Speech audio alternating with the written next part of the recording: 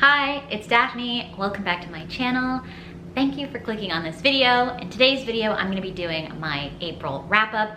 This is long overdue. I'm filming this at the end of May, and yeah, I need to share with you what I read in April. So I'm gonna do that now. In April, I read 5 books. 4 of those books were romances and 1 was a mystery.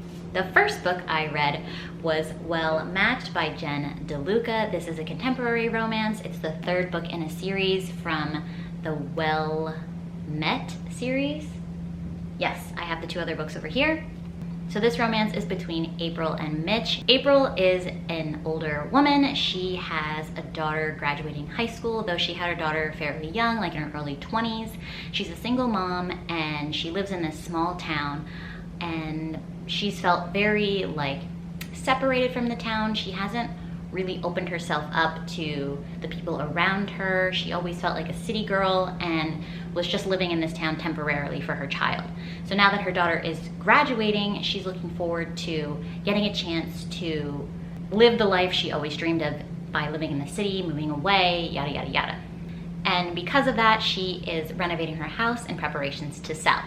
Mitch is a gym teacher in the town. He's in his early 30s. April is around 40. And they've gotten along. April's gotten to know him a little bit through his sister. He's a part of the Renaissance Fair, which is a big part of this series. The whole series revolves around this Renaissance Fair. He is like the sexy Scotsman character. He's always shirtless in his kilt, and all the women just fawn over him, right?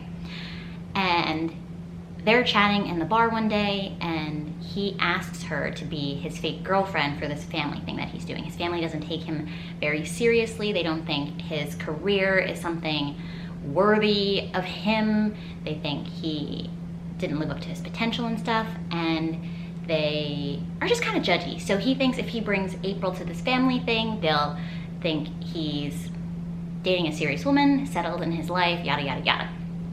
She agrees, but asks in return if he helps her renovate her house. So they go into this fake dating situation and get to know each other a little bit more, and it's their romance. I ended up giving this book 4 stars for a contemporary romance. It delivered everything I expected. Their fights were a little stupid at times, but people in real life can be kind of stupid. I did vlog my reading experience. If you want to watch that video, you can. I will link it for you. This book was definitely an improvement over the 2nd book in the series. The 1st book I absolutely loved, the 2nd book I didn't, and then this one turned itself around again. There's gonna be a 4th book, but I don't think I'm gonna buy it. I mean, they're so cute.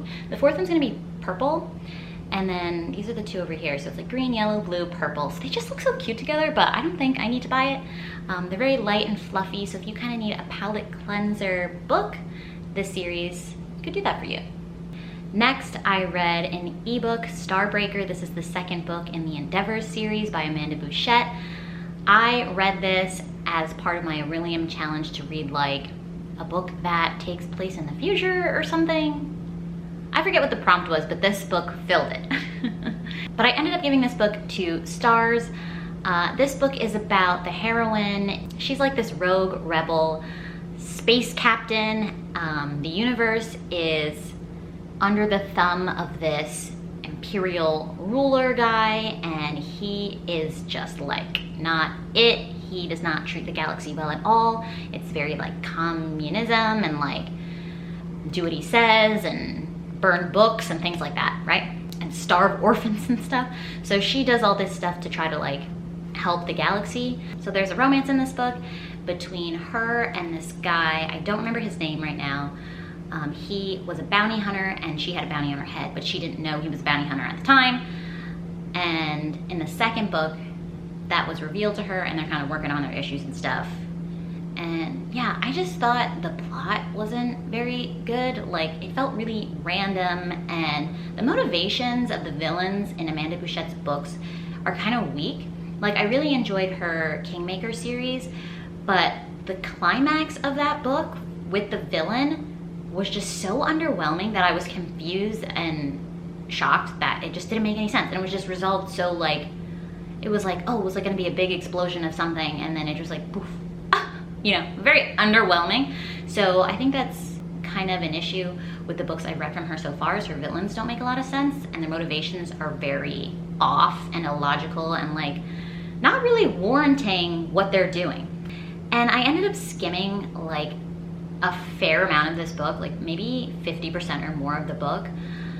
And I would have DNF'd, honestly, if I didn't have it for a prompt. So I wouldn't necessarily recommend this series. I really wanted to love it because I watched a live show with her and she pitched it as like a fantasy in space. So it's not just like a typical sci-fi yada yada. There's these fantasy elements in it. And because I enjoyed her fantasy book in the Kingmaker series so much, I was like, wow, that's so cool. What a cool idea, like fantasy in space. But it just did not hit for me. So that's enough said on that.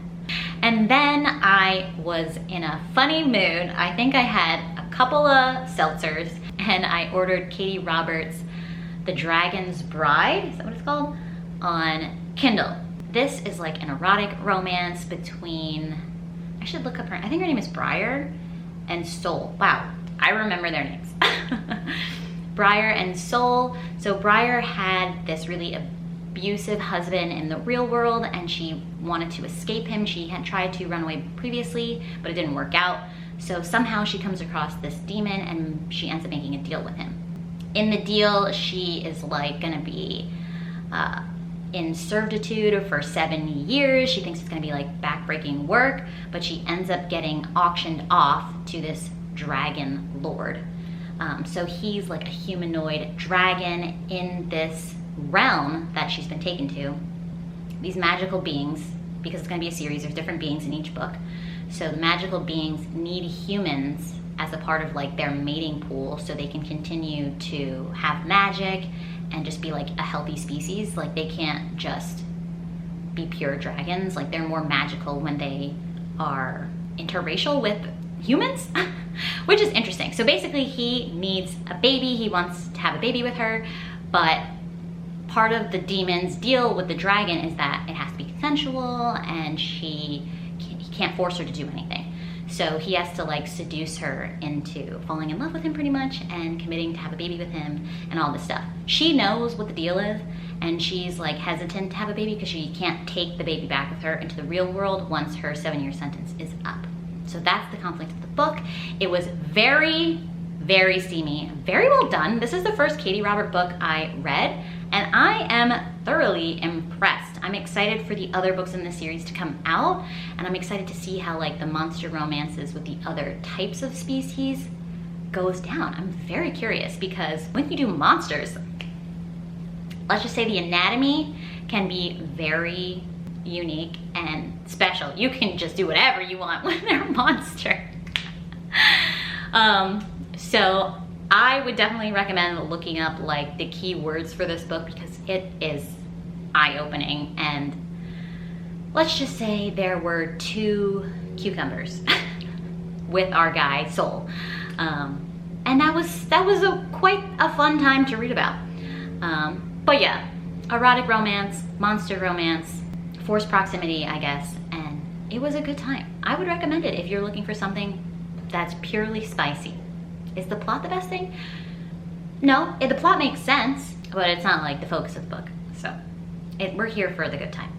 And then I read The 7.5 Deaths of Evelyn, Hardcastle, and this was absolutely amazing. I ended up giving this 5 stars. I randomly picked this up on audiobook from my library just for something to do while I was at the gym or whatever. I was like, oh, like I keep hearing people talk about this.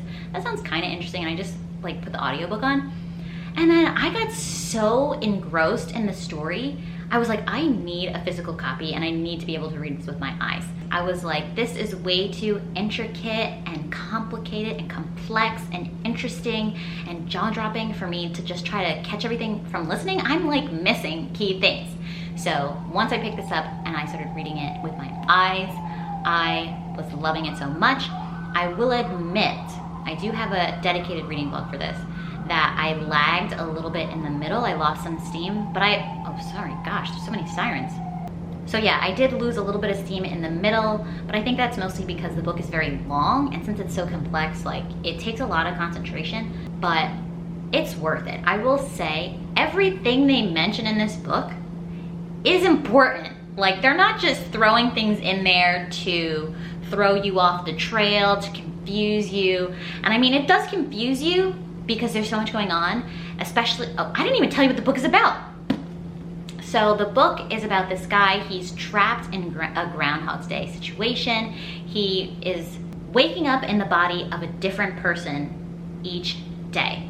And it just gets so amazingly complex after that.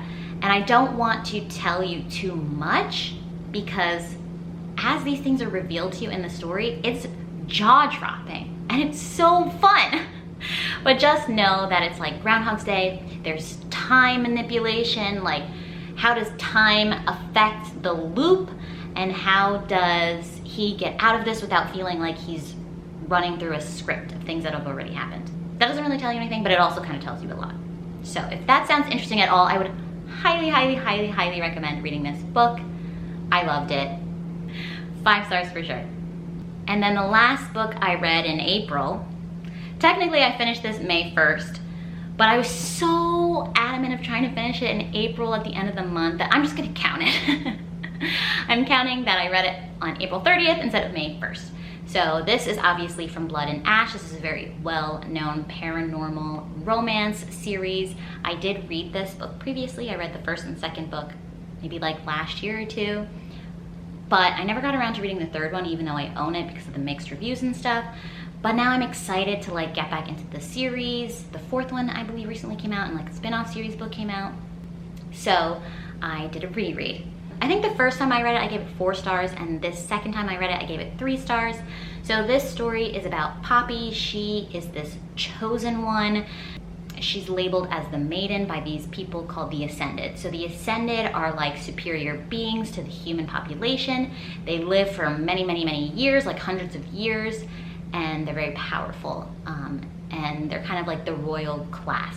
Poppy has been told that she's been selected by the gods to be a part of this ritual called the Ascension, where normal mortals can become ascended. She has no idea how this ritual goes down. The mortals don't know how this ritual goes down, but there's just a lot of like suspicious things going on in this kingdom.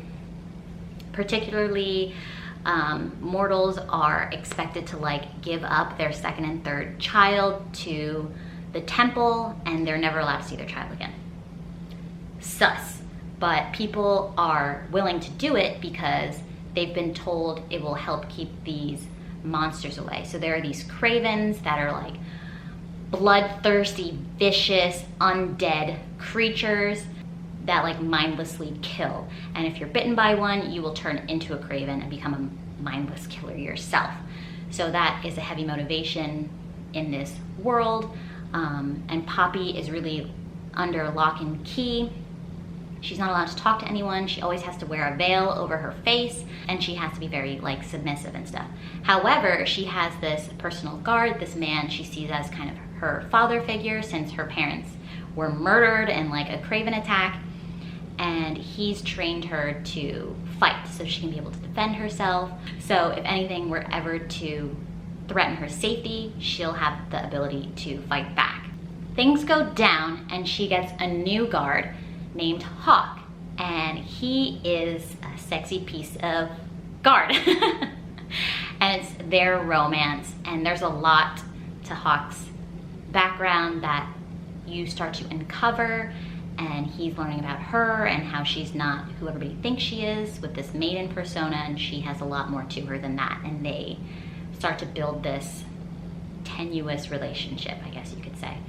This is a fun time. I will say, compared to some of the other books I've read in the romance genre, this gives off heavy PG-13 vibes. Like, I won't say young adult.